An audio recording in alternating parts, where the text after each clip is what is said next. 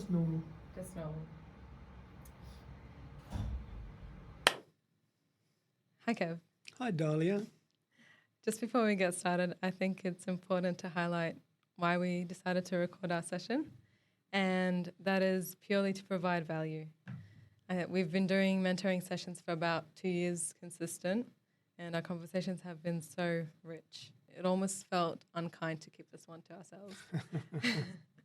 So again, hi, Kev. Hi, Dahlia. I'm excited and I'm looking forward to this. We spoke about this briefly last week and again a few days ago, and that is the topic self-reflection and self-awareness. Yeah.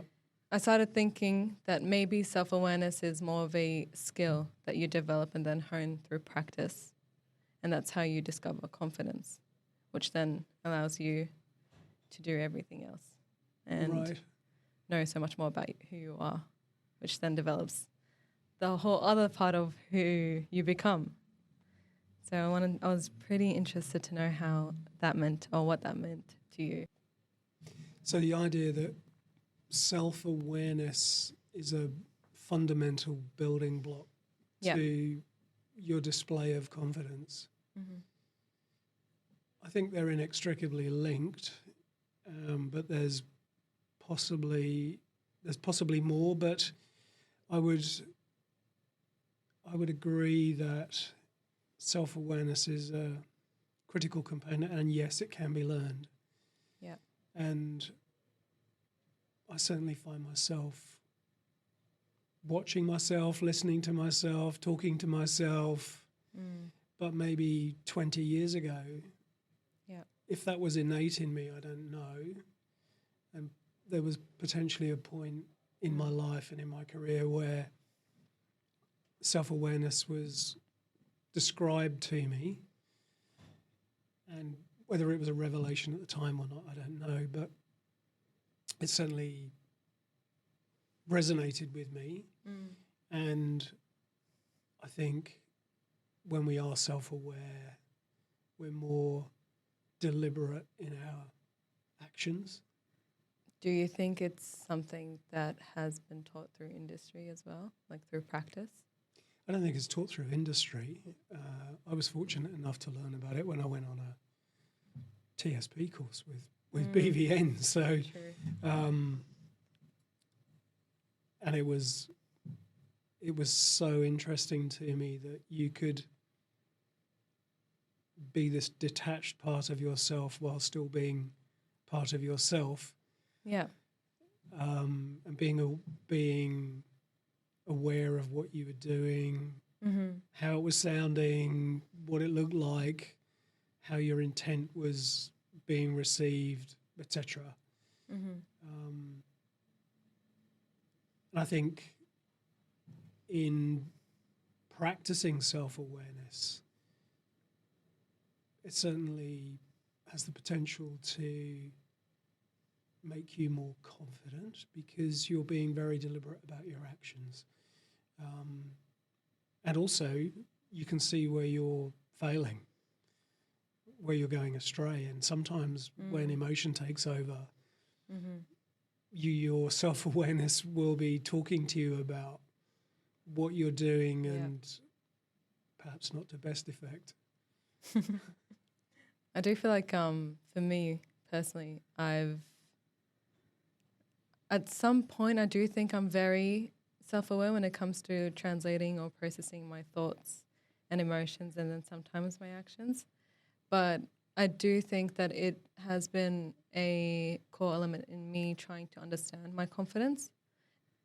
You asked me a question about whether it was taught through industry. I don't think it is taught through industry. We might pick it up as we go along, and we, through university, are placed in an environment where we're questioned about our thinking and our ideas, and being encouraged to persuade, be persuasive, be compelling about what we're thinking, how those thoughts are manifesting in the form of a design or a building or a product or the description of a thought.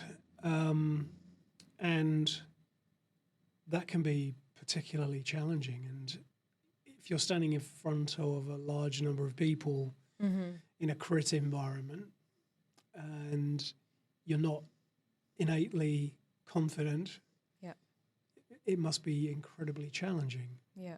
And how do you build that confidence? You just talked about physical training and how you developed awareness and confidence from training.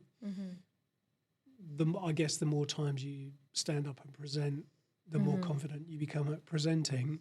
Yeah. If it's had a good outcome. If it's not had a good outcome, maybe it destroys your confidence.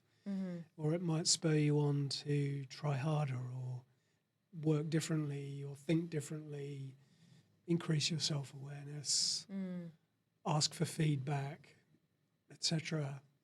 Yeah. What was your experience with it? With being self-aware, how did you develop it in general? Sure.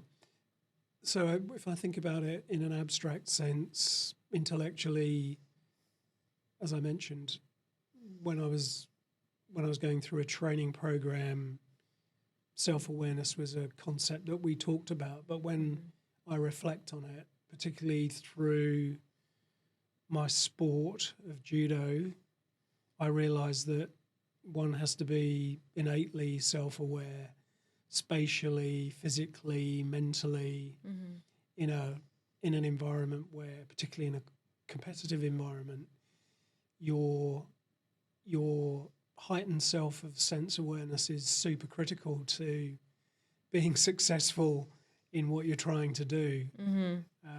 So perhaps through years of training, I had a level of self-awareness that became innate, and I wasn't necessarily aware of it as a thing in itself. It was just who I am and what I do. Yeah. But I'd never really thought about it in an abstract sense. I think this day and age, more specifically, there's a certain level of exposure when it comes to self-awareness, more like as a concept.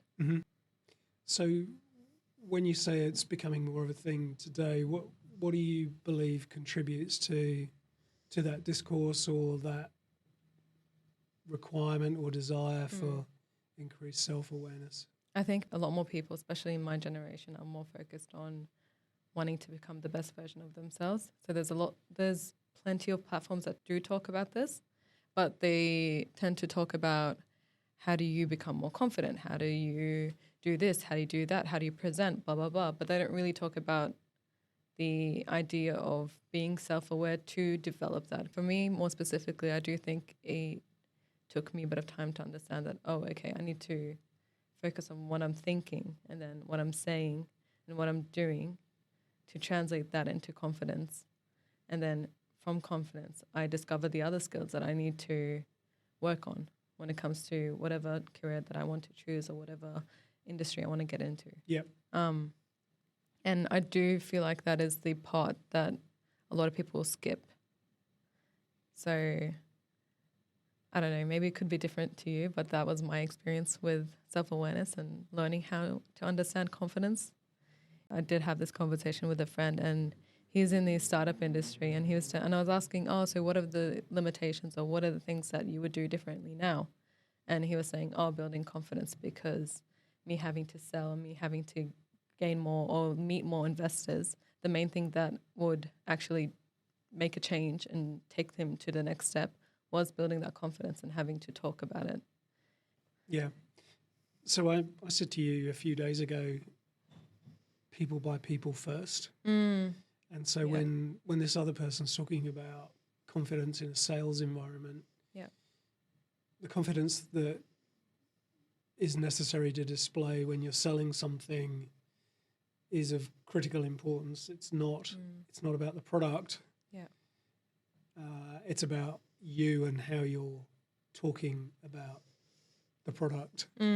And the self-awareness thing is not just about words. It's also about how you carry yourself, how you are with your body language. It's about how you stand. It's about what you wear. It's about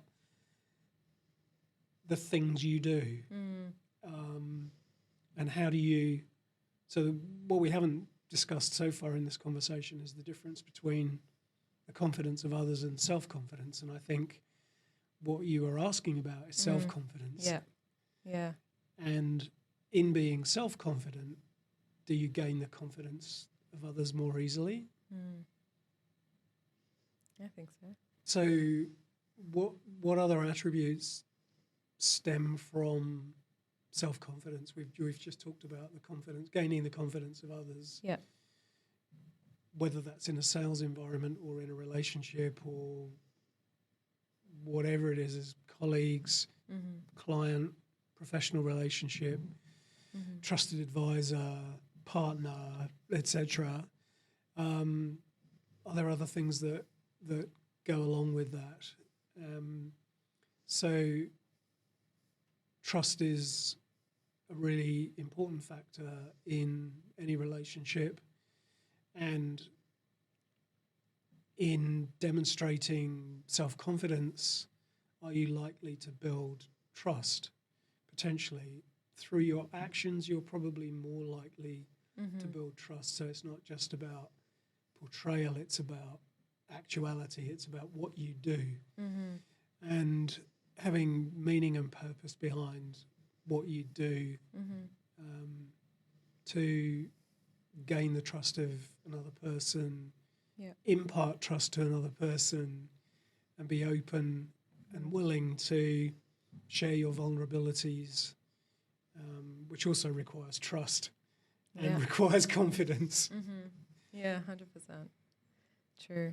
Which also translated, it also influences the mentorship part of it all as well. So mentorship for me was really important and significant when I reflect on my professional career. I go right back to my very first job, and an architect who literally took me under his wing in my first week of work and saw something in me that nobody apparently had ever seen before, and encouraged me to do more to improve myself, enhance my education, pursue a career in the profession. And he gave me opportunities that were just phenomenal, really, at the time. As a completely inexperienced 17-year-old, he would take me to public meetings, client meetings, talking with contractors, consultants, and just fully immersed me in what I was doing. And I wasn't just left in the corner to scratch away at doing some menial task. Yeah. So that thing we were just talking about a moment ago, to do with trust, was he placed a lot of trust in me. And when you place trust in people, generally there's payback. Yeah. Right? So how do you reward the trust that's placed in you? Typically you're going to reward trust with trust in return, commitment, and some desire to pay back and show to the other person who's imparted that trust in you that it's been worth it. And so that goes to then your own self-worth. Yeah. And how mentorship for me improved my self-worth. Because by responding to that trust, I was able to demonstrate that I could do things that improved my confidence, that enhanced my self-worth. Yeah. Whereas at school, I'd always been told I was never going to be anything, I was useless, etc. So you start to believe the stories, don't you? If it's poured down your throat enough. And academically, I didn't shine at school, but I'd obviously somehow connected with this guy Peter, who was my first boss, who I remained friends with and in contact with for years, even after we stopped working together. And that was probably instrumental in, that was my first kind of mentoring experience. And even though we never talked about it as a mentoring relationship, Yeah. as I've reflected on it later in life, that's definitely how I've seen it. And there were other people later in my career who did similar things and placed trust in me to do projects that I'd never done before, bigger projects than I'd ever done before. Give me a responsibility for managing teams the size of which I'd never managed before, to help start a business that I'd never done before. And over time, again, on reflection, what you see is that there's this pattern starts to unfold as these opportunities are created for you and you respond to them. And so when the opportunity came for me to lead others, it was really important to me that I was also, because I'd seen the benefit of that, I could then reflect that in my own leadership behaviours by creating opportunities, providing respect, stretching people, being honest, giving them feedback, putting them in a comfortable position, even where they did something that perhaps had negative consequences, explaining to them the reasons so that they learnt from that. And later on, as we developed a mentoring program here at BVN, I've gone about it in a number of different ways, and some people have been paired with me where they had very specific goals and objectives they wanted to achieve, which we've pursued through a mentoring relationship, and others we've started on that path and veered off sideways, or done a U-turn, or gone completely off-piste. And in the last few years, as you know, I've developed a technique called What's My Story, through which the storytelling of my life experience and inviting the other person to share theirs in a completely judgment-free, open, in confidence environment has proven to build immensely valuable, rich, trusting relationships where we can talk about anything. Yeah, I agree. My next question would be, how do you shield yourself from the ego that comes with that? And especially with like judo, there's always like the competitiveness and competitive ego, which is great for the sport. But what's your relationship with ego and humility together? Sure. Yeah. Well, I know you've read Ego is the Enemy, so you know all the answers. And ego is at play in all of us. We're human. And so there are things to do with success that we can easily measure and place boundaries around and definitions of. And I guess the most important thing is that we're not doing things for the approval of others. Yeah. We're not seeking to chase that gold medal because you want the admiration of your coach or your fellow players or your colleagues or your mates or your partner. You're doing it in the pursuit of a striving for excellence. And as you know, in the talk I gave here in October 2022, because of judo, I talked about what does winning mean. And winning can mean different things to different people. So the ultimate competition is with yourself. And you simply have an opponent in front of you who's encouraging you to improve yourself, and they become part of the vehicle to self-improvement. That's in a competitive environment. And then in a training environment, you're working together mutually to achieve each individual's goals towards self-improvement. And so being conscious that we're motivated to succeed for the right reasons and not the wrong ones. And when we fail, however you want to describe failure, that we understand why failure occurs, or we don't achieve our goals for the right reasons, and we're not assigning the wrong reasons for failure. Yeah. And it's not someone else's fault. It's about what we've done to achieve our goal. Yeah. And how hard we've worked and the effort we've put in. Yeah, I agree. What did success mean to you at 20, at 40, and now? Oh, wow. 40 being last year, by the way. So I would say at 20, what success meant to me was, if I think about sport, in judo, success to me meant being on the national team.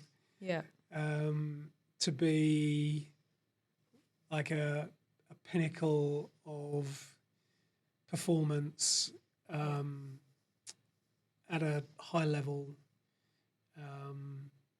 having been through already at the age of 20 a couple of bad injuries and coming back from them, and making national team places, that to me was something I was definitely striving for. Yeah. I saw other people around me who I think were achieving that more successfully than I was. Yeah. And because they had greater abilities or they were training harder. And I trained in a fairly elite environment, so I had great role models around me. So back to the mentoring thing, I had great role models in my sporting life who motivated me to be my best, and a coach who always drove us to be our best. In the rest of my life, at the age of 20, I don't know how much attention I was paying to self-improvement. I was certainly at a stage in my life where my academic brain had been switched on, which happened about 2 or 3 years earlier, where I suddenly started to love learning, which I had never done before that time. And so I was on this path that Peter had set me to get to university to study architecture, because I left school with virtually nothing. So that was definitely a motivator, and getting into university as the first person in my family who had been to university was a motivator, for sure. At 40, I'd moved on through career and life. I'd been married for 14 years at that time. Yeah. And so that means it was 1989. So our third son was being born at the age of 40. And family was really important to me. Yeah. Having a solid family home and family unit was really important to me. And I was definitely chasing partnership or directorship in a firm at that point in my life, because I thought, wrongly as I reflect on it, that achieving partnership or directorship was a mark of success. Okay. And that was something that I'd made up for myself, Right. not something that someone had ever put in front of me to say, you need to be this.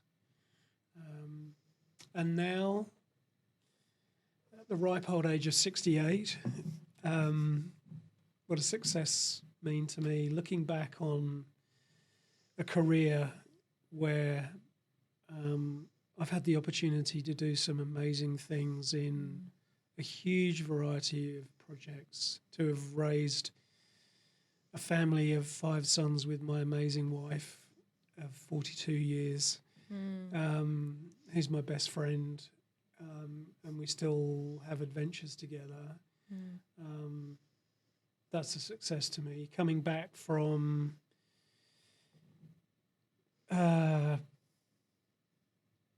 cardiac arrest and dying and being brought back to life, and showing to myself and hopefully to others what it's possible to do after something like that, is a mark of success for me. And it was always my ambition immediately when I kind of was able to be aware of what had happened and what was in front of me, that it was not going to be the end of my life, but it was going to be an opportunity to prove to myself that I could still do things, and to show to other people that it was still possible to do things. Having been through a traumatic incident, serious surgery, it must have been a nightmare for my family. Now I'm about to embark on another stage of my life and career, and I think how lucky I am. It's amazing. Everything about your story is just amazing. Does it feel different looking back at it now, going through like the stages of 20, 40? Yeah, I've never done that before. Right. I've been doing a lot of reflecting since we finally put a date in the diary for me to stop work, even though I'm not really stopping. I'm kind of stopping but keeping going. And I was at one point lying in bed in the middle of the night, awake, as I often do, and I was thinking about the number of people I'd worked with over the years. Interesting. Okay. And I was counting up the size of the firms. There were 35 people in this firm. There were 350 people in this firm. There were 170 people in this firm. And I thought, wow, if I just think about those numbers alone, in terms of my colleagues, just adding those numbers up, there's between 1,500 and 2,000 people. Oh my God. And that's without the churn through those firms. So I've had the luxury of, just in the practices I've worked in, working with thousands of people. And then I think about the consultants and the contractors and the clients that I've worked with over that time. And it's literally, in a career of 50 years, that spans 50 years, it's thousands of people. And one of the things I talked about in Sydney last week was our role as architects. And we kind of taught at university, and history tells us that we're placemakers, we're designers, we conceptualize things in response to a brief or as a response to an idea that's put in front of us that creates something that enhances people's lives. And when I think about those thousands of people I've worked with, what I concluded recently was that it's not about the places we create as designers, but it's actually the influence we have on people through the users of our buildings, the people who work in them, the people who see them, interact with them, our colleagues, the people we work with, our mentoring relationships. Those are the things that I think as architects are really the most important impacts we can make. And so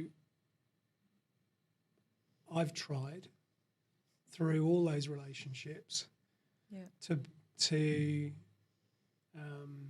portray something, to offer something, to build something.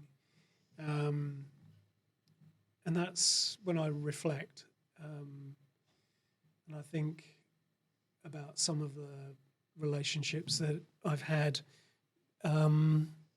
is immensely rewarding to look back on.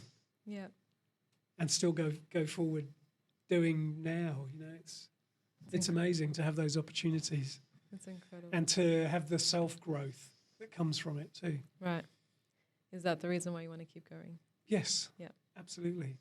I feel I've said to you and I've said to other mentees that it's a gift, the relationships that are built through mentoring, and it's something that money can't buy. So through our conversations, we learn about each other, we support each other, we help each other grow.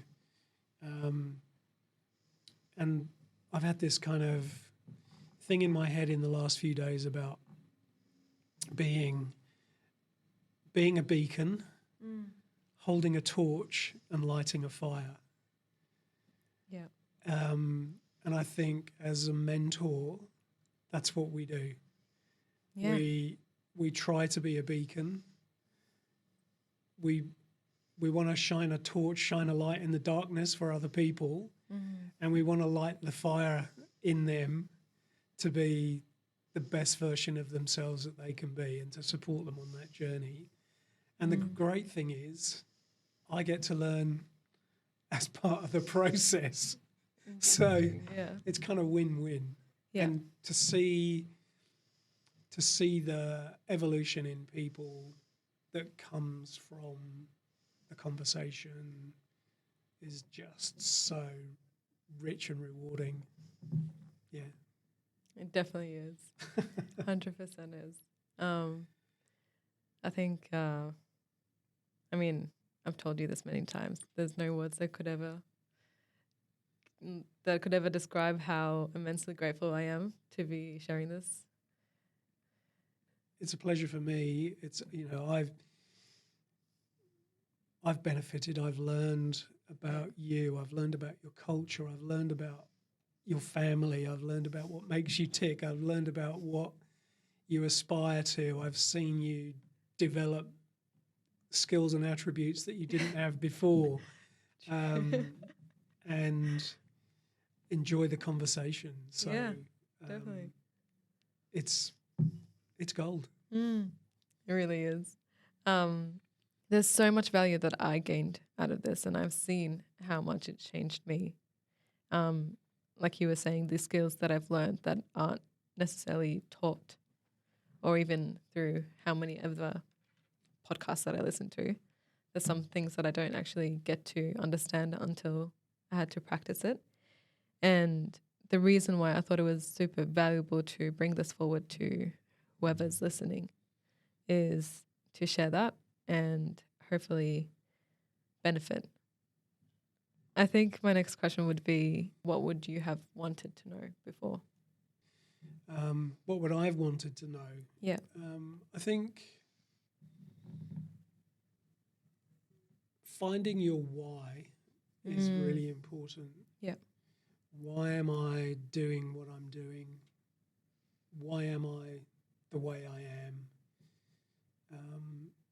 And then what do I need to do to respond to that why? Am I living out my purpose? Am I doing things that are contrary to my why? Am I serving my why? Yeah. And acknowledging that that's a thing, that your purpose is really central to your understanding of who you are and why you do things. And being in pursuit of that why and committing yourself to it. And if it's not quite right, making the necessary changes and adjustments along the way so that you do find your why. And maybe your why changes. Yeah. And being okay with that. Yeah. What does the future look like for you? The future looks incredible for me. I have a second go as of 5 years ago. So every day is a bonus. And I have a future ahead of me where I can spend more time with Hillary, more time traveling, more time pursuing my artistic interests, continuing mentoring, maintaining my relationship with BVN and my colleagues, my family, my grandchildren. I have more time at my disposal. And so I have choices now that I have more choices now than I've had before. That's not to say that I haven't had choices. We all have choices. And it's very easy to lose sight of the fact that at any stage of life you have choices to exercise. Yeah. And I feel incredibly fortunate to be in the position I'm in. Does that contribute to your why at the moment? To my why? Yeah. Yeah, absolutely. Yeah. Yeah. My why now is to try and continue doing this. To be a support, to nurture other people, and to explore that big world out there that is waiting to be found. Yeah. Yeah, absolutely. Amazing. Really exciting. Yeah, it is definitely exciting. I'm super excited for you. And I just wanted to thank you so much for doing this with me. It's definitely the first time that we've ever recorded anything. It is. It's been a unique experience. Every conversation we have is an uncharted journey, Dahlia. So thank you for asking me to do it. If anybody's out there listening, then that's great. Yeah. I hope that something that we've talked about this afternoon might resonate with somebody else or be useful or interesting. How was the experience for you? Fun. Fun? I've enjoyed it. Always enjoy the conversation. So that's the most important thing. Yeah. I think there's a lot of value in everything, and however long this conversation was. I think there's a lot of value. And I know we've also spoken about wanting to learn how to become kinder in general. I mean, I know for a fact that last year that was probably one of my goals for the year. And it definitely did feel unkind keeping like these kind of conversations to ourselves. I mean, they do say that, I don't know if you've heard this before, but there's this saying that says that even if you walk past someone and you think that they look nice and you didn't say it to them, you're automatically unkind. And so I think this is also one of the contributing factors of my why for this year. Okay. Say so. Interesting. Thank you, Kevin. Thanks for Thank you so asking me. much.